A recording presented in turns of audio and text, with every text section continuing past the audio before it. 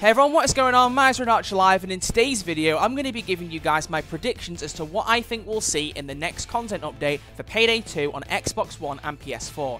Unfortunately, again, this doesn't include the Switch, because the Switch is a bit of a different matter. They're not quite up to the same level in terms of DLC compared to Xbox One and PS4, and as such, I want to cover that in a separate video if you guys want to see that. If you do, let me know, I'll make a video on it, but either way, today we're going to focus on Xbox One and PS4, and it kind of rounds off a little group of videos I've been doing up to this point, talking about, you know, what we could see next on consoles, what DLCs are missing, new updates from Steam posts and so on and so forth, and ending most recently with the video from last week where I talked about how the Safe House and Safes and Skins have been delayed.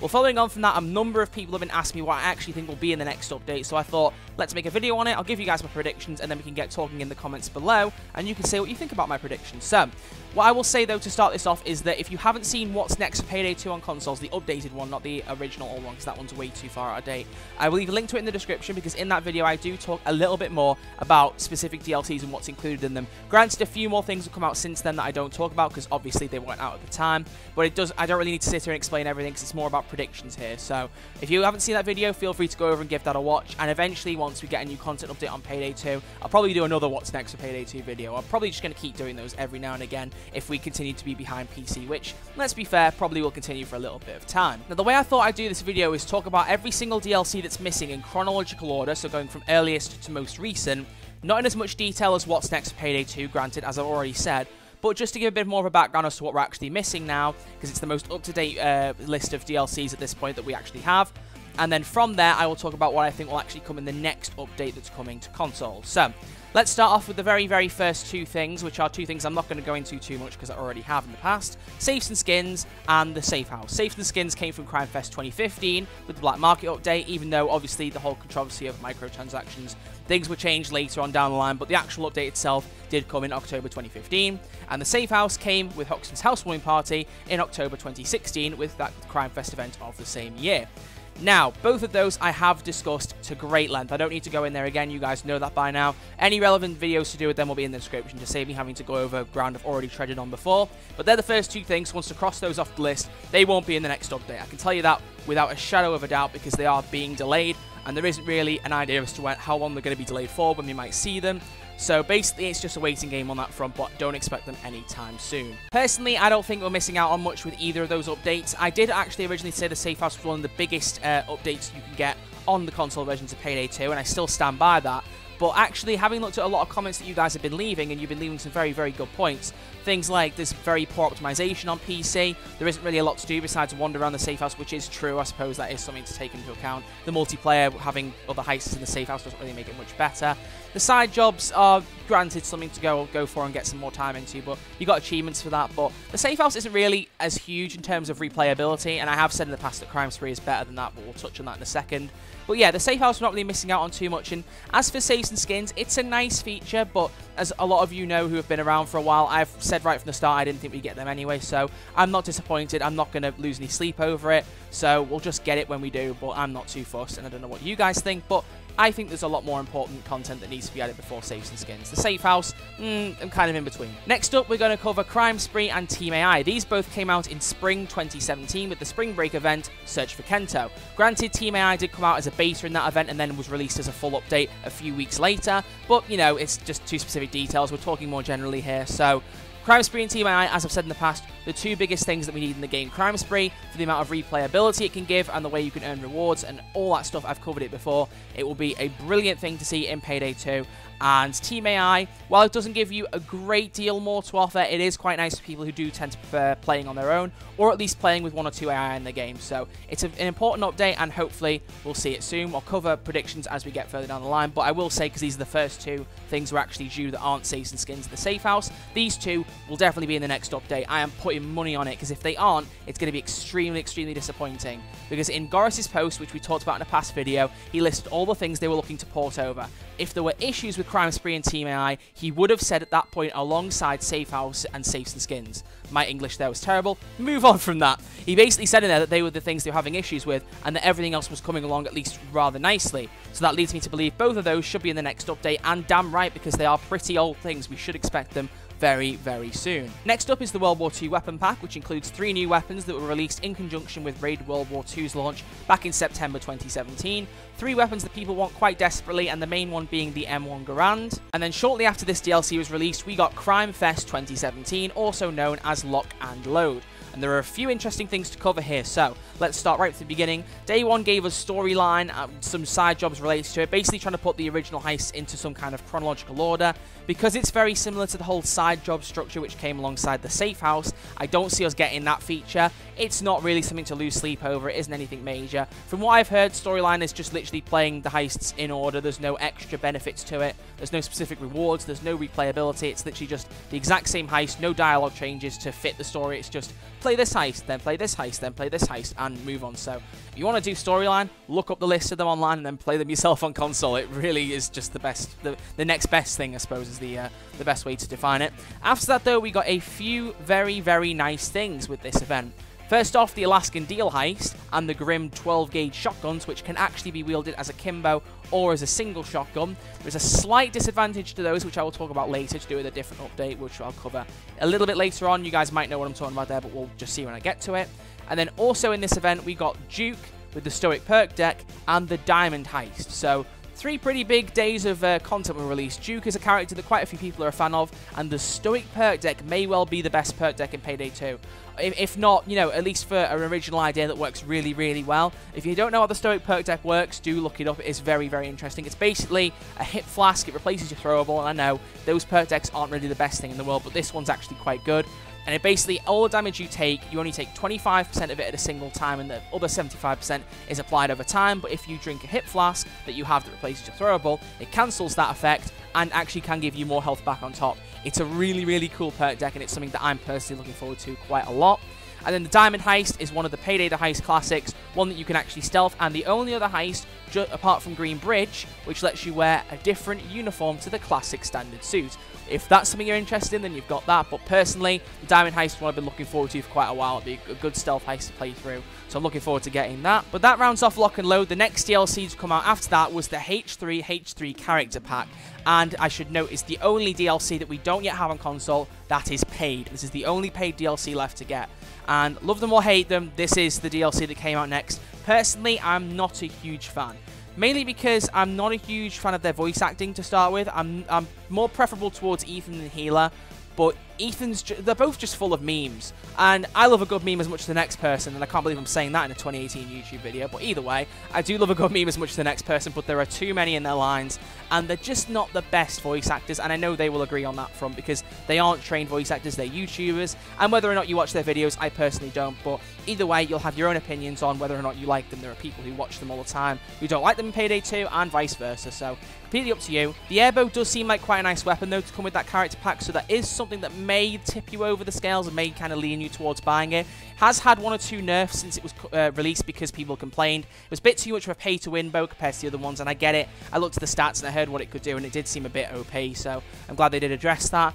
But the tag team perk deck, I just don't really know what to say. It revolves around vaping, and I'm not a big fan of the idea personally, but even just for what the perk deck does, it just doesn't seem that great. It just seems like a bit of another here's a throwable we'll replace with something random, and we're going to give you a perk deck that accommodates it, but it's not really that good, so move on, lol. Because personally, I'm not a big fan of Kingpin. I've tried it once, twice. Maybe I'm just not very good with it, but I'm not a big fan of this whole throwable replacement thing, which is why for Stoic, I'm quite surprised I actually really like it, but for what it does, it's one of those where actually replacing the throwable does something good. Tag team, just no. Personally, just no. But again, everyone has their own opinions. There are some of you who will really be looking forward to it, there's some of you who won't be, but I thought I would cover that anyway, because I hadn't quite addressed that in the last video. Next up, we got the Reservoir Dogs heist, which came along with the Union 5.56 rifle. And the Reservoir Dogs heist is potentially the most lore-heavy heist in Payday 2. Those of you who don't know the events, I won't go into them again. I know nobody probably cares about spoilers, but I will just leave it out anyway, because there's probably some person who get triggered over it. I've said it in the past.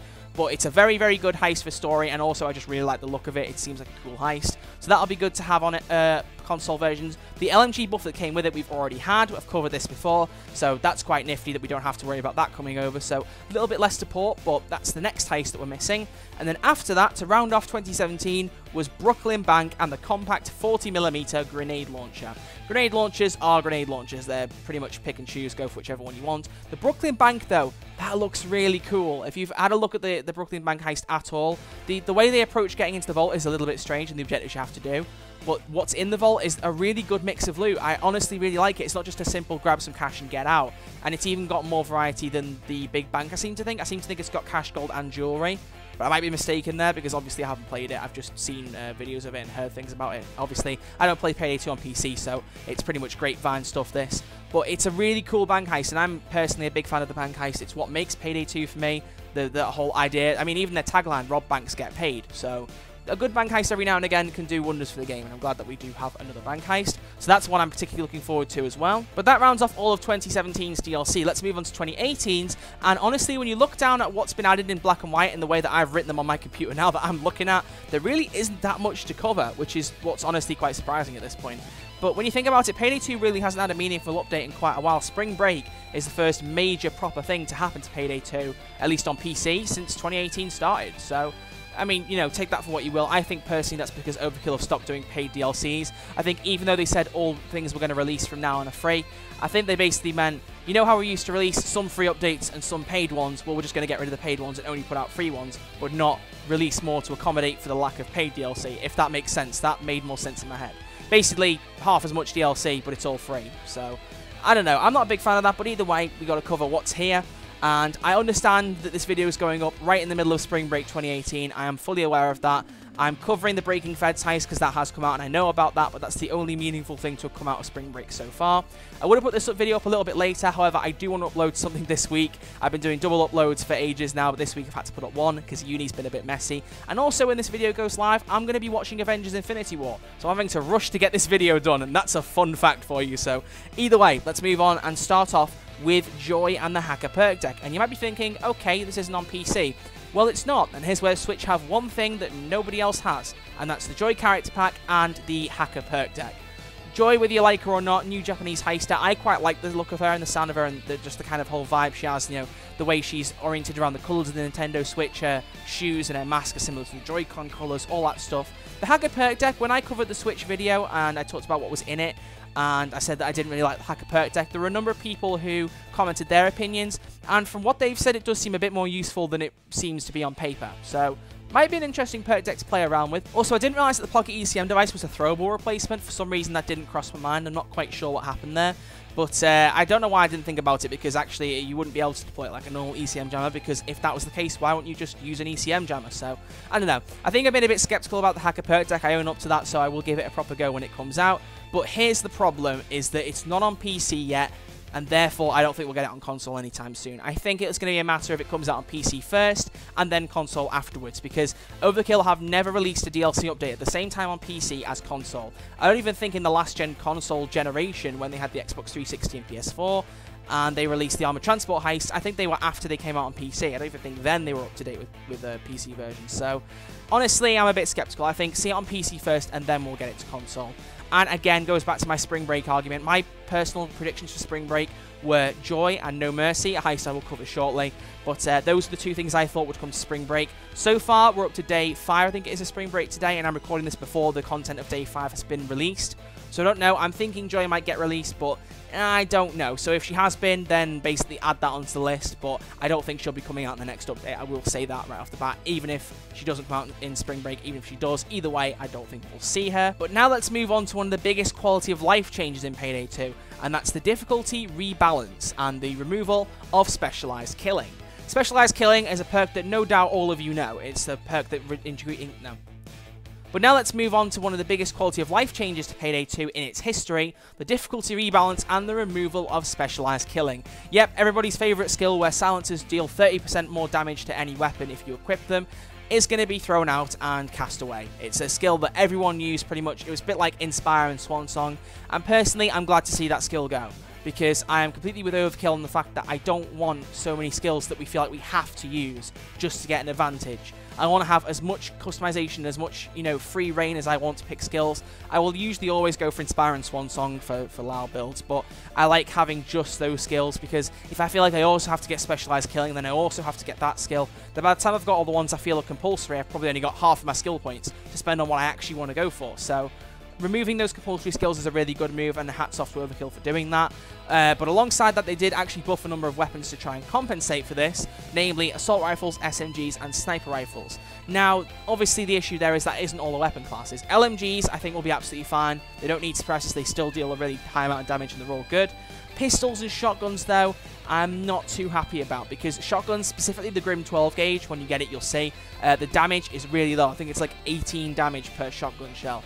And basically what people did for one down build to the Grim was that they put suppressors on and then ran dodge and crits, and then they got really high damage output on the Grims. Without the suppressors, I worry that they'll be able to perform as well. It may be that in some little small patch note, like, you know, little line at the bottom of the page kind of thing, they have actually changed that and buffed the Grim's damage, namely some of the pistols that have low damage as well. So do correct me if I'm wrong, but as far as I'm concerned, assault rifles, SMGs, and snipers across the board have had their damage stats increased almost completely. I think there's only one or two exceptions where they weren't. So that's the compensation for it. But because they removed Specialized Killing, they moved High Value Target over to take its place from the Mastermind skill tree, and then they brought Ammo Efficiency down to where a High Value Target was, and then to replace Ammo Efficiency, there is a new skill called Graze. I won't go into details too much. It basically makes snipers a lot more effective against things like Captain Winters and shields and all sorts of stuff like that. Basically gives you an extra radius around the bullet that tries to deal a bit more damage to targets around the target that you hit.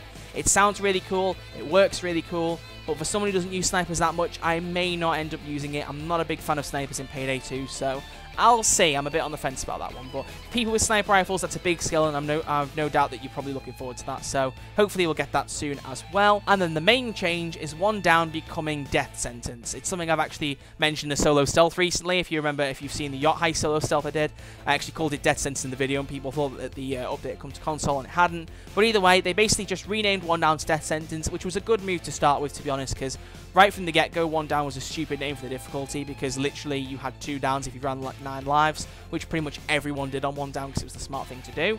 So it was a dumb name anyway. Death Sentence is the only name I can think of that actually does sound more intimidating than Death Wish. I thought for ages, I was thinking, how are they actually going to come up with a difficulty name that sounds worse than Death Wish? That actually sounds intimidating. So Death Sentence, there you go, fair enough.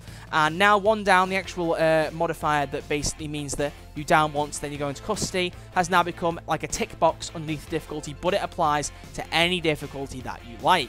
So if you want to do normal with one down, you can. If you want to do overkill with one down, you can. Or if you want to stick to the usual thing of doing Death Sentence with the one down mechanic and go back old school like we have on console now, you can do that as well. So that's another small feature, and hopefully these smaller quality of life changes will definitely be coming over. I'll cover what I think will be coming shortly, but that's something I would say will be coming over soon. And then that leads us to Spring Break 2018, which, as I've said, is still ongoing, so I apologize that I'm not able to give you all the information on this. If I do need to make another video, I will, don't worry. But the 2 things to note so far is the release of Breaking Feds, a new stealth-only heist which is set in the FBI offices, which in concept sounds really good, but in execution is a little bit dodgy from what I've seen. It's a bit like Goat Simulator, just not quite as bad.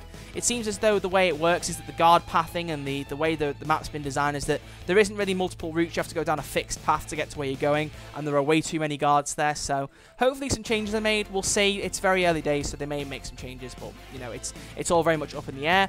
And then the No Mercy heist. Now, this hasn't actually come out in Payday 2 yet, so I know in mentioning this, people are going, well, how does he know? In Overkill's stream on day 2 of Spring Break, they actually said, at some point in there, I heard it was quoted, that they actually said they are working on No Mercy and it will be coming out soon. The only thing to note is they didn't actually specify whether it was coming in Spring Break or actually coming at a later point. Now, following on from, you know, past events, Spring Breaks and Crime Fests, they usually tend to do 2 heists. And sometimes a new character, sometimes a big game feature. It depends very much. But they have only done Breaking Fed so far, so unless they go for another new heist, the only other option is to go Classic and give us the last Classic heist, which is No Mercy. So I'm putting my money on it coming out in Spring Break. If not today, the day this video's gone up, which will be about 2 hours after it comes out, something along those lines, it'll be on Sunday. So very much up in the air, but we'll see about that. That heist is definitely coming, though, so once it comes on PC, we'll get it later on console. But that rounds up all the DLC. So now it's time to do some predictions. So starting with Saves and Skins and coming all the way up to Breaking Feds, what do I think will be in the next Payday 2 console update for Xbox One and PS4. To make this prediction, I've looked a little bit back at the Big Score Most Wanted and Master Plan DLC updates. I've looked at what they offered, how many DLCs were contained in there, and I'm going to use that to form some kind of basis as to what I think we'll see. Now, the first thing to note, in every single major content update for consoles so far, there has been more than one character added to the game. The Big Score update included characters like So-Called, Jacket and Bonnie, the Most Wanted update included Rust, Sydney and Jimmy, and the Master Plan update included Scarface and Sangres. Which means in this next update, I don't imagine it will be Duke on his own. I think Duke will be coming alongside H3H3. That's my bet. I think all three will come. Obviously, there's no way they do one H3H3 heister and not the other. So the only possible options for me are just H3H3 or H3H3 with Duke. But since Duke came first, I feel like he would definitely be in there without a shadow of a doubt. So by conclusion of having more than one character in the update, I think all three characters will be coming to the next console update. Beyond that, DLC actual packs, there's roughly 5 or 6 DLC packs in the Most Wanted and in the Master Plan DLC updates. So as a result of that and coming off of that, I feel like we'll get a couple of weapon packs and a handful of heists. So here are my predictions. I think they will add everything up to the end of 2017, that being Crime Spree, Team AI, the World War II weapon pack, Alaskan Deal, Duke, Diamond Heist, H3H3 character pack, the Reservoir Dogs heist, and the Brooklyn Bank heist. I think that is a reasonable amount of DLC to add in one go. There aren't many weapon packs there. In fact, there's only one weapon pack. The rest of the weapons were added alongside heists, so there isn't many weapon support. That is only 4 heists, sorry, I can't count. That's only 4 heists support over onto Xbox One and PS4, and 3 characters, as well as 2 major game-changing features.